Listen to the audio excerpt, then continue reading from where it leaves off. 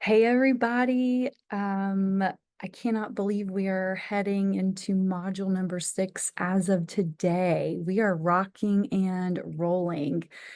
I hope the group process assignment is making sense. I hope you are, of course, learning, and also having a good time, enjoying one another's company.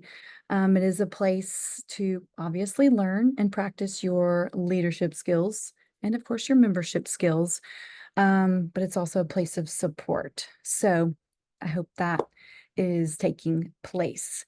Don't forget about that group proposal assignment. Go over that rubric. Again, dividing and conquering the requirements is totally fine. This is up to you on how you want to structure the working process of this assignment. It is a group assignment. I'm not asking who did what, and neither are the other instructors that are teaching this course. Okay, we trust that everybody is an adult and can work together to make this happen, get the assignment completed. And if we need to further support you, let us know. So, module number 6, the therapeutic factors. I think this is one of my favorite modules or content rather. So I'm going to go ahead and pull up the PowerPoint here and get us started. So this is going to be found, obviously, these therapeutic factors are going to be explained in chapter 1. There's also another chapter, the integration of the therapeutic factors, that I will be filming a separate Zoom for, but this is the main PowerPoint. Okay, this is the meat of what you need to know. So, does group therapy really help? We continue to assess the effectiveness of group therapy. Unequivocally, yes. So Yala maintains that group therapy is just as equally helpful, supportive, cathartic as individual psychotherapy is. Okay. Groups, much like individual therapy, are not successful on their own. There are several factors and characteristics of leaders that contribute to effectiveness. So just like individual therapy, where there is a working relationship between a therapist and the client, and while being a group leader or being a therapist or a counselor, we are not doing all of the work. There is a lot of collaboration on our part as we help support clients on many different journeys.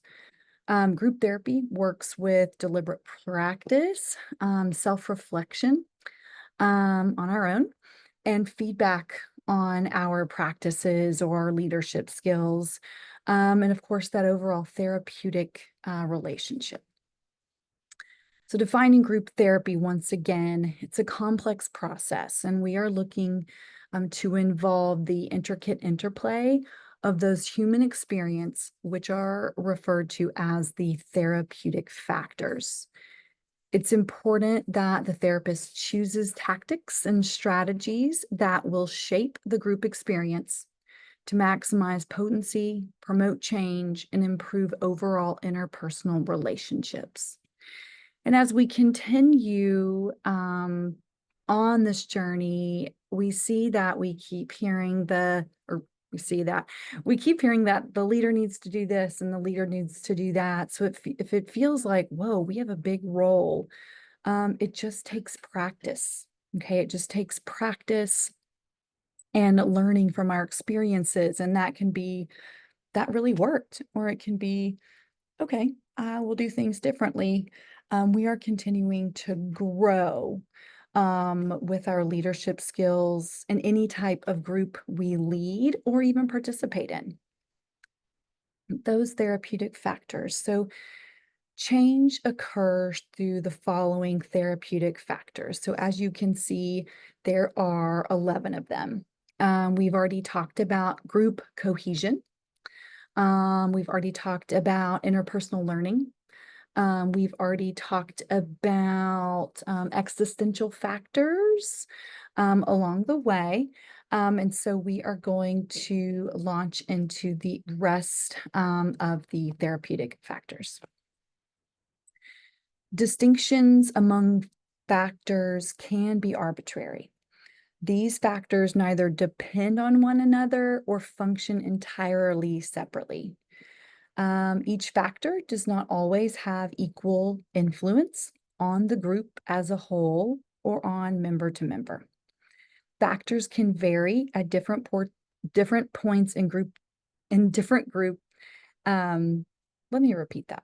Factors can vary at different points in the group at different times and can vary for each individual. Each factor does not always have, oh, I already said that. Oh my gosh, I am just blundering. This should be outtakes at this point. I'm like reading which way. Okay, I'm back on it. Therapists and group members can have varied opinions on which factors are the most important. So as leaders, we might think, you know what, this is the most important therapeutic factor. And a member might think, well, this is actually the most important therapeutic factor. This is the group's class, obviously. Maybe some of you are taking the individuals class, Social Work 562. So perhaps this could also apply to working with just individuals or even families. Should you work with couples, there might be some overlap with the therapeutic factors and those different processes or platforms. The installation of hope. Ideally, we would love for hope to be present in how a person feels in joining the group or attending the group, engaging the group. And we jump off with, okay, if we can increase the client's confidence in the group process, this can start with the therapist believing in the efficacy of the group. Therapy groups can often contain individuals at different points in their treatment, inpatient or outpatient. Interactions between individuals allow for opportunities to witness and see growth, hopefully, which in turn provides hope. Okay, I've seen the changes working that I've made in my interpersonal relationships, let's say. I've seen that I have learned some skills that are working to serve me in shaping boundaries. Therefore, I have hope that the rest of the group process or experience, I'm going to learn other things that are going to be beneficial to me personally, maybe even professionally. Hope is a flexible term and can redefine itself in the group parameters. Hope for different things can change and shift during the group process. Universality. Many individuals in a group thinking they are alone in their struggles. I feel like I'm the only one that's ever gone through this. And I think about specifically grief, where obviously someone might lose a loved one, a child, family member, friend, spouse, partner. And while they know that there are others out there in the world that have gone through it, if nobody they know has ever gone through it, it can feel like a lonely experience. So from the group process, let's say a grief group, members can hopefully receive relief when they discover they are not alone in their pain or suffering. I think specifically grief, but those survivors of suicide. This is definitely its own language. This is surviving somebody that has deliberately, most times, chosen to end their journey, their life. We all describe this very differently when it comes to completion of suicide. But for those who have been survivors, I have found that the group can be far more cathartic than individual therapy. Not that individual therapy can't be helpful, but there is something to be said universally in sitting in a group where others have had this type of loss. The feeling of universality is a fundamental step in helping clients relieve some of maybe the shame or the stigma and self-blame they might be feeling. And again, I keep using the example of a grief group for those who are survivors of suicide. There can be a lot of guilt, maybe shame, self-blame around, could I have done more? That's oftentimes $1 million question I hear when it comes to the process of grief that a survivor of suicide is experiencing. Imparting information. So didactic instruction involves formal instruction or psychoeducation. More often than not, it's necessary when working in a group setting, especially in the beginning stages of the group. So again, during those beginning stages, those forming stages, we might be doing a lot of explaining the process. We're going to be working on DBT skills. What are those skills? We're going to be utilizing cognitive behavioral therapy. What is cognitive behavioral therapy terminology? And just making sure that we are using a universal language to represent what is required, what we are asking for when we say negative cognitions, distortions, etc., even trauma. So really being specific in what you are looking for. If you're leading a parenting support group, education, here's what we need to accomplish in order to say that you have successfully attended a group. Didactic instruction is specifically important. It's always important. And when we impart information on those who need to attend a group, maybe to work on getting their kids back. Here's what's going to have to happen. Perhaps leaving prison, perhaps getting to go back to work or what have you. Okay, we're going to need to achieve these goals and have these outcomes. So I'm going to be very informative on what that is. Altruism. Ultimately, hopefully, everyone in the group gives something and is invested in the group purpose. Members gain by both giving and receiving support in the group setting. We hope that each member has something to offer the group that will help provide healing. Oftentimes, group members will accept feedback from another group member more willingly than they will accept feedback from the therapist. So you might hear a member, kind of paraphrase what you just said. Maybe if you tried reading the book to your child 30 minutes before bedtime, that might help spend more time with the child. I'm just pulling this out of the air. And you've said this and then another member says to another member, it's really important for bedtime reading, blah, blah, blah. You're like, I already said that, but it can be far more helpful if it's member to member dialogue. That's the group goal. Ultimately, one of the goals of just like member to member interaction. And again, we're not asking for credit, but it's like, yeah, so-and-so told me that. And you're like, I think I said that. That's okay. Again, that's an ideal situation. Oftentimes we hear the phrase, what you put into it, you'll get out of the experience. This varies so much from individual to individual. If an individual is silent the entire time, so they're not maybe giving feedback or having dialogue, this doesn't mean that they're not getting something out of it. Maybe their calming presence is what they are giving to the other members of the group. So again, we hear what you put into it, you'll get out of it. This really varies from member to member and experience to experience. The corrective recapitulation of the primary family group or family system, whatever that looked like. You were born, who did the primary parenting or rearing? Did that change along the way? Was that a biological mom and dad? Was that a foster family? Was that a grandmother? Was that an aunt? Was that a community of family members?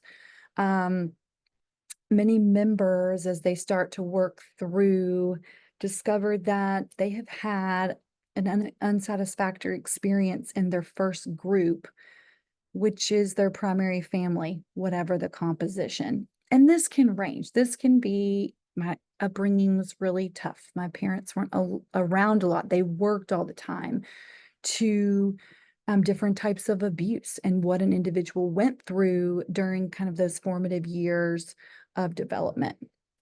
And so oftentimes we see that we are experiencing maybe communication due to how their family system, those around them um, dealt with conflict. And we're needing to kind of work through that. Um, and oftentimes, re-exposure to these conflicts can help members repair some of the emotional damage, either within themselves or maybe with the family member that they would desire to work through some of the pain. And sometimes those fixed roles must be explored and challenged in the group setting. And a fixed role, that could be the scapegoat, that could be the enabler, that could be kind of the victim.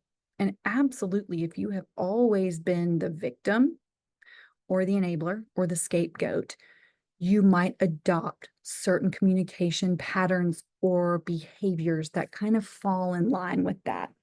None of those are negative. None of those roles are negative. It's just looking at how it could affect future relationships. If you are someone that is always wronged or someone is always hurting you, you're going to have to figure out a way to maybe be proactive in a relationship and just say, I've been hurt a lot in my life, so my defenses might be up. I'm used to being hurt. I expect it. Well, it can be kind of a challenge to enter into a relationship, personal, intimate, partnership, marriage, what have you, if you assume that you will always be the victim of getting hurt. And not that you can't be hurt in a new relationship, but it can be hard for the individuals that are trying to have a relationship with you if they fear always hurting you. And it might be like it's just too risky, right? This looks a little bit dangerous to navigate. Not always, but we are working oftentimes within the group process on this original family system experience. This kind of plays into the development of socialization techniques. Oftentimes, role playing can be useful in assisting group members to develop basic social skills. This could be inpatient in the hospital setting. You are going to discharge Vandy IOP, Parthenon Pavilion IOP, Skyline, Rolling Hills IOP, and you're going to, go back to the family or system that you left, and maybe you have to work on boundaries. Let's look at what that looks like. Maybe you are in an addiction treatment facility, and you're going to be working big time on boundaries with those around you who maybe actively use substances. And hey, I might not be able to be around you for a while as I work on my own sobriety or whatever that looks like. Oftentimes, either purposefully or maybe without knowing, members seek group therapy because of problems with interpersonal relationships, maybe personally or professionally. And the group can offer feedback concerning these situations or matters. Oftentimes, feedback from other group members about socialization deficits or issues can help clients understand discrepancies between their intent and their actual impact on others. That might look like, hey, Katie Veit, when someone is giving you feedback and it might be less desirable, like, wow, that was a really hostile way to put that. Um, that can be a growing moment because if people are perceiving you as hostile or defensive, in nature, they might withdraw from relationships or interactions when and if they need to say, gosh, that was a little harsh. Well, if they keep getting kind of a harsh response, um, they might not interact, right? These skills are hugely beneficial for a client's future as they constitute the cornerstones of emotional intelligence. It is never too late to work on emotional intelligence when an individual has a little bit of hope or a lot of hope for a desire to maybe change or really explore what that could look like. If your MO is to jump ship, things are getting really hard. I'm just going to bow out of the situation. Friendships, personal relationships, professional relationships. This is getting a little bit serious. Well, it might be one of those things that individuals notice in the group. Wow, when we start to get really vulnerable and go from kind of chit chat to kind of deeper processing, we see that you kind of shut down or pull away, both non-verbally or verbally. That's not a bad thing necessarily. But is that something that has been part of your communication style over the years? How has that affected relationships that you value? Imitative behavior. Oftentimes, the group therapists influence the communicational patterns in their groups by modeling certain behaviors like self-disclosure and support. Group members may take on and model behaviors of other group members as well. We call this vicarious or spectator therapy that can take place within the group setting. We observe communication patterns of another member with a member, maybe with a similar problem or issue. And sometimes it can look like just a clarifying statement. You hear a member say something like, again to the other member, I want to make sure I heard you correctly. It sounds as though blankety blank blank blank makes you really angry. And that could be instead of, gosh, you sound really angry and defensive. Sometimes how we phrase it in our communication patterns can help others be more vulnerable. And oftentimes we are modeling that behavior.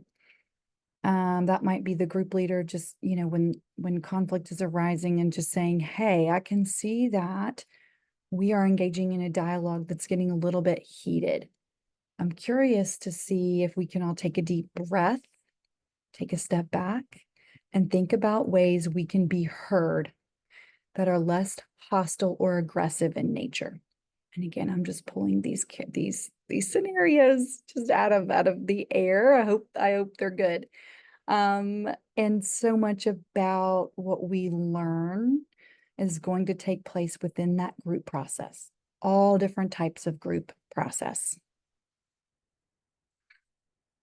The remaining therapeutic factors, which we've already done so far, except for catharsis. We're going to talk about that down the way. So we've already talked about the other three. And so maybe you're already experiencing this in your group and you've only met twice. Maybe everybody is starting to build on one another's communication style or experiences, and that'd be altruism, right? Or everybody feels like I'm not alone. That could be universality. Or maybe you were dreading this group process assignment and you've started to lean into hope. Maybe this could be beneficial. Maybe I can grow within this process. That's the dream, right? Is to grow. Thank you from all of us who are teaching this class. So I just wanted to stop for a moment and really hone in on so many skills, situations, conflicts, can be learned during the group process through the utilization of the therapeutic factors, some of them being socialization techniques or imparting information. So much of that can overlap once again with individual therapy, right? The one-on-one therapy that takes place when we are helping somebody talk through a situation with their family where things went south and everybody slammed the door. I wonder if you decided not to slam the door and remain kind of in the family room to see if anybody comes out. Or maybe you approach one person that feels safest. Again, I'm just pulling examples out of thin air, not meaning to. But again, this can look just really different in different settings. So I hope this finds you well. And I look forward to just watching everybody grow and progress, as do the other instructors teaching this course. We've been having a great time leading you and also just getting to know one another. This is a new course team for me. There's some new members, and it's been fun to teach alongside other instructors leading this group's class. Have a beautiful day and take care, and see you when we all see you.